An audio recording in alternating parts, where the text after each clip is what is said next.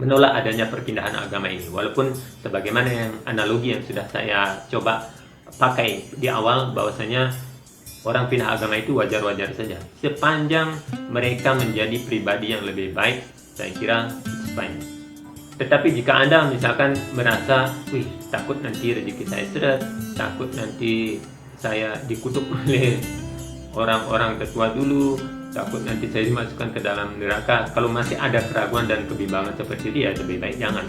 Yakini agama yang Anda anut selama ini. Ini adalah video tentang opini, analisa, dan sudut pandang yang kemungkinan bisa sama atau bahkan jauh berbeda dari apa yang Anda pikirkan.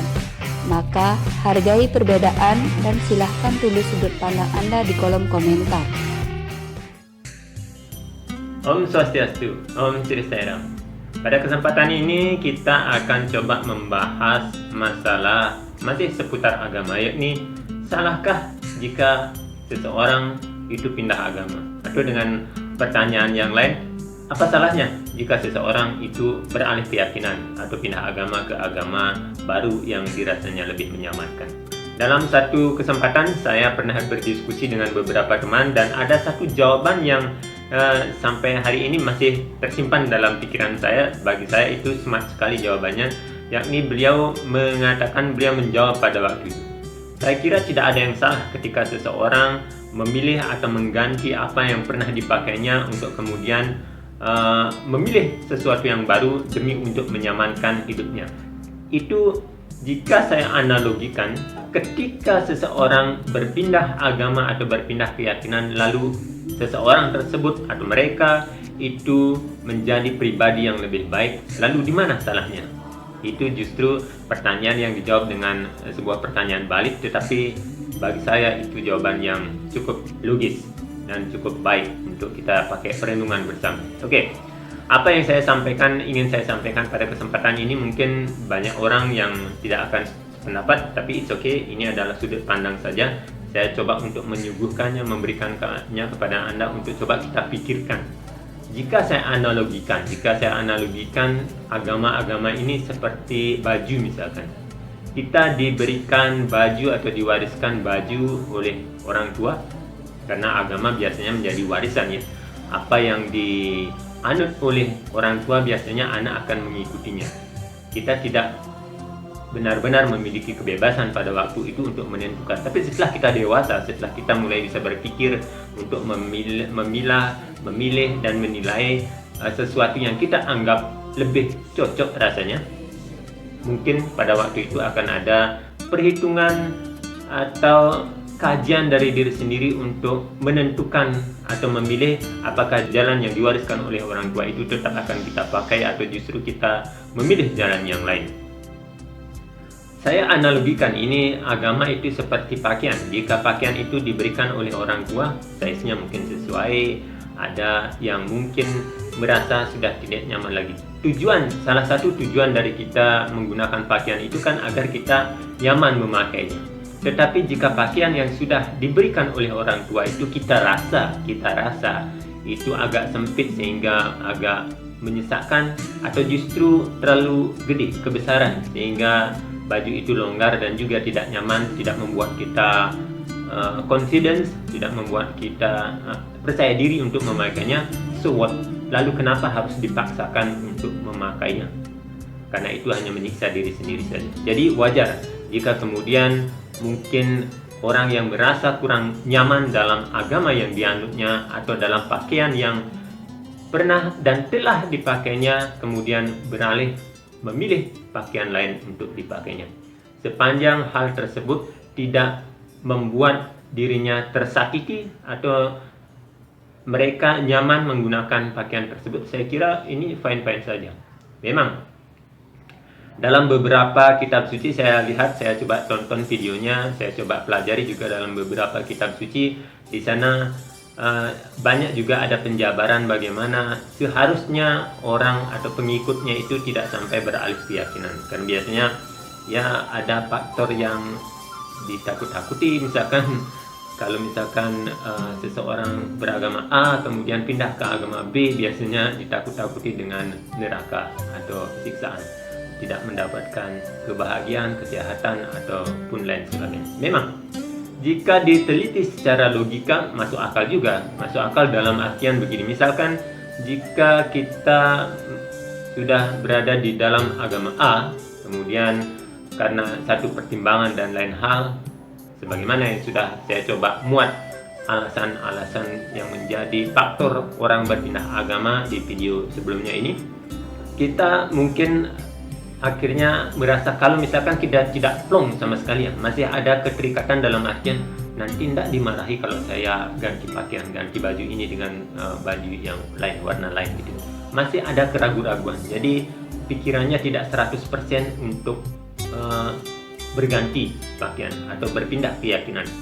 Jadi kebimbangan inilah yang justru akan menghambat atau menjadikan dia pikirannya goyah, tidak fokus, dan bisa menjadi penyebab dari sakit. Kemudian di dalam bidang culture, kebudayaan dan agama juga tentu saja ini akan berakibat sangat besar. Misalkan kalau di agama Hindu, orang kalau misalkan memeluk agama Hindu, dia meyakini adanya hutang-hutang yang harus dibayar, misalkan hutang kepada orang tua dengan cara misalkan melakukan kremasi pada waktu meninggal. Tetapi ketika ia berpindah agama, misalkan ke agama Muslim yang tentu saja di dalam agama dan keyakinan tersebut tidak meyakini hal-hal demikian, upacara-upacara yang dalam tanda kutip itu sering dikatakan sebagai hal-hal yang berbau syirik, itu musik tidak baik dan tidak diizinkan oleh agamanya melakukan penggambaran-penggambaran atau memuja yang lain selain daripada Allah Subhanahu wa taala, tentu saja ini akan menjadi kendala. Dan kendala ini kalau dipikirkan dalam pribadi orang yang sudah pindah keyakinan tersebut, jika ia memang tidak plong, dia akan berpikir seperti ini ya. Saya merasa berhutang, tetapi saya tidak bisa melakukannya. Saya tidak bisa sujud atau nyumbah ketika orang tua meninggal. Itu kan akhirnya jadi masalah sendiri buat mereka. Di satu sisi, jika orang tua atau keluarga yang ditinggalkan tersebut juga tidak legowo, tidak ridho, tidak ikhlas mengizinkan sanak familinya untuk beralih keyakinan, ini juga tidak akan membuat relasi atau hubungan antar keluarga itu tidak baik. Dan ketika hubungan dalam keluarga itu tidak harmonis, tentu saja ini akan menjadi kendala baik dalam pekerjaan, seretnya rezeki dan lain-lain. Artinya ya tidak ada blessing, tidak ada rahmat dari orang tua. Itu tentu akan membuat rezeki seseorang seret, membuat kita kepikiran, dan itu jelas-jelas pikiran atau hal penyakit yang disebabkan oleh pikiran itu jauh lebih berat biasanya. Jadi bukan diikuti oleh leluhur, karena yang namanya leluhur, oke, orang boleh saja berpendapat demikian, tetapi kalau kita rinci yang namanya leluhur itu kan roh para orang tua atau sanak keluarga yang sudah meninggal dan sudah berada dalam keluhuran budi, berada di tempat yang luhur. Ketika mereka memiliki sifat yang sudah luhur, tidak mungkinlah mereka akan mengutuk-ngutuki sanak keluarganya walaupun itu sudah berpindah keyakinan. Karena bagi mereka, bagi para roh-roh yang sudah luhur, sudah berada di tempat yang netral, tidak lagi terikat oleh nama, tempat, waktu, keadaan, tidak terikat oleh agama, ras, dan budaya. Mereka, dalam pandangan mereka, semuanya adalah sama saja. Mereka akan menjadi roh pembimbing bagi siapapun. Panjang roh atau Atman yang masih menjiwai badan-badan di dunia ini yang memanggil mereka atau ingat kepada mereka, mereka pasti akan memberikan tuntunan. Kecuali dalam tanda kutip adalah roh orang-orang yang masih terikat. Jadi mesti dibedakan bahwasanya tidak semua orang atau tidak semua atman roh yang telah meninggalkan badannya, yang sudah meninggalkan kita sebagai sanak keluarganya di bumi itu bisa kita kategorikan, bisa kita masukkan sebagai roh-roh leluhur. Tetapi hanya pada mereka yang roh-roh yang sudah memiliki keluhuran saja bisa kita sebut sebagai roh leluhur yang memiliki kemampuan untuk mengayomi, membimbing umatnya, membimbing orang-orang yang pernah dekat menjadi bagian dari kehidupannya terdahulu untuk kemudian diberikan arahan dan petunjuk bagi kehidupan, mungkin blessing dengan rezeki dan lain sebagainya. Jadi dalam hal ini masih wajar saja jika kemudian ada sanak keluarga yang kurang setuju jika ada bagian dari keluarganya yang pindah keyakinan. Karena bagaimanapun dalam satu keluarga itu, apalagi suami istri, jika itu beda keyakinan agak sulit-sulit juga. Kalau satu sisi mungkin dibolehkan makan daging ini tetapi yang lain tidak, jadi pasti tidak ada keharmonisan dalam keluarga. Biasanya agak sulit, walaupun itu masih memungkinkan, tetapi kemungkinannya itu sangat kecil. Jadi wajar jika kemudian banyak orang menolak adanya perpindahan agama ini, walaupun sebagaimana yang analogi yang sudah saya coba pakai di awal, bahwasanya orang pindah agama itu wajar-wajar saja sepanjang mereka menjadi pribadi yang lebih baik. Saya kira it's fine. Tetapi jika Anda misalkan merasa, wih, takut nanti rezeki saya seret, takut nanti saya dikutuk oleh orang-orang tertua dulu, takut nanti saya dimasukkan ke dalam neraka, kalau masih ada keraguan dan kebimbangan seperti itu, ya lebih baik jangan. Yakini agama yang Anda anut selama ini. Karena semua agama ya sebenarnya sama saja. Sama dalam artian tujuannya adalah sama, yakni semua agama bertujuan untuk membentuk pribadi kita menjadi pribadi yang penuh dengan welas asih, penuh dengan kebajikan, penuh dengan cinta kasih, penuh dengan kedamaian. Ya, jadi agama-agama itu tersebut semua kitab suci saya kira menyarankan untuk hal demikian. Jadi jika ada agama atau kitab sucinya yang justru jauh dari hal ini, justru membuat kita lebih barbar, lebih tidak damai hidup kita, membuat kita sering tidak jujur, membuat kita menjadi pribadi yang tidak baik bagi masyarakat, saya kira itu perlu dipikirkan lagi untuk mengimaninya.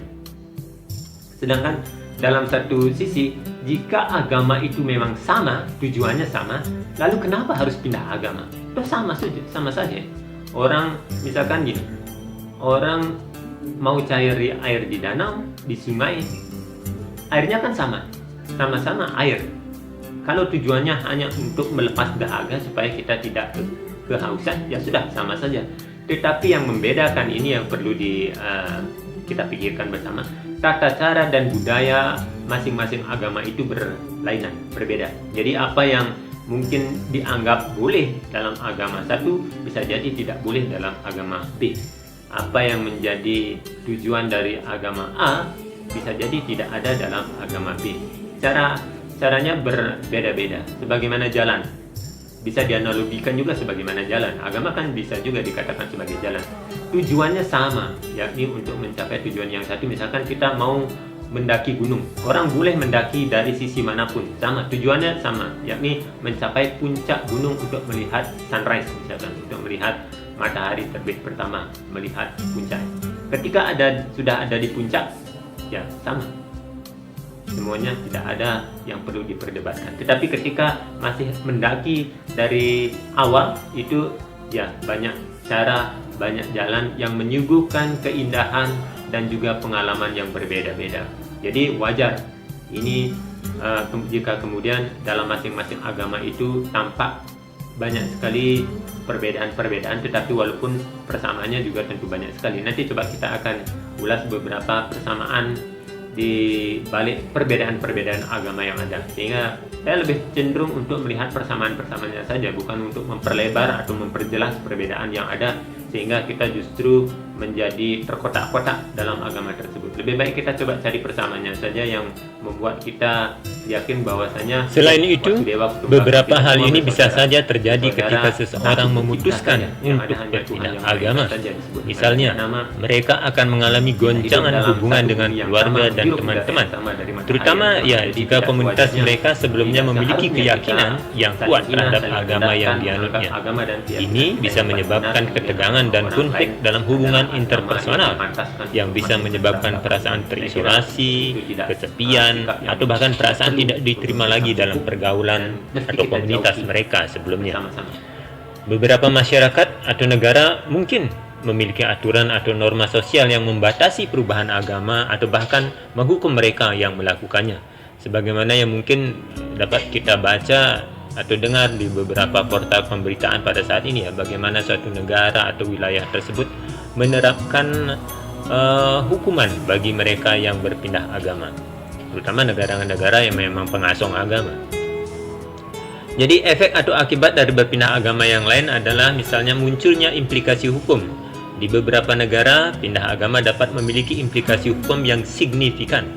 baik dalam hal status sosial maupun hak-hak individu.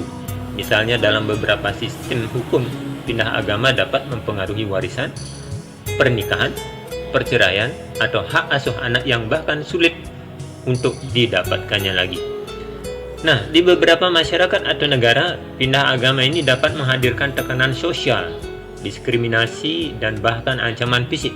Hal ini dapat merusak kesejahteraan dan keamanan psikologis mereka, terutama pada agama-agama konservatif ortodok yang menganggap kalau jalan dan agamanya adalah tetap yang terbaik untuk menuju surga, sementara yang lain hanyalah tebing dan jurang kehancuran menuju neraka, sehingga sedapatnya mereka akan menghindari, menjauhinya.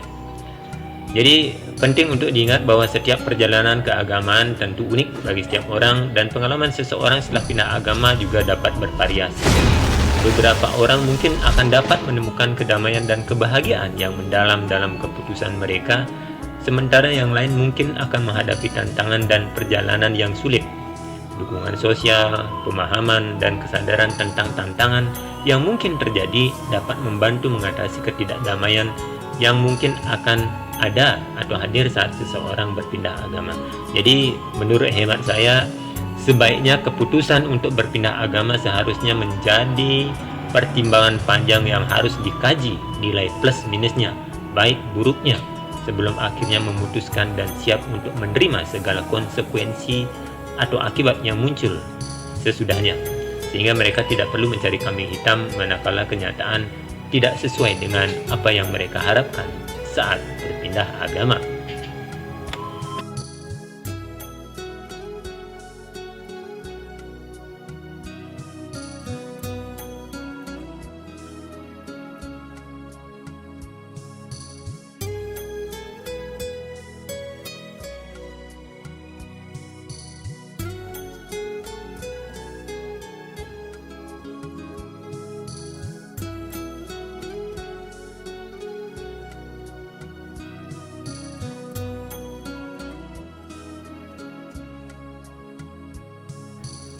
Jadi mari kita bersama untuk terus saling menggali pemahaman ini, untuk bisa mengenali siapa diri kita, mengenali siapa Tuhan kita, tanpa harus menyenggol-nyenggol, tanpa harus menilai agama dan keyakinan orang lain itu sebagai yang salah, apalagi dinilai sebagai yang sesat.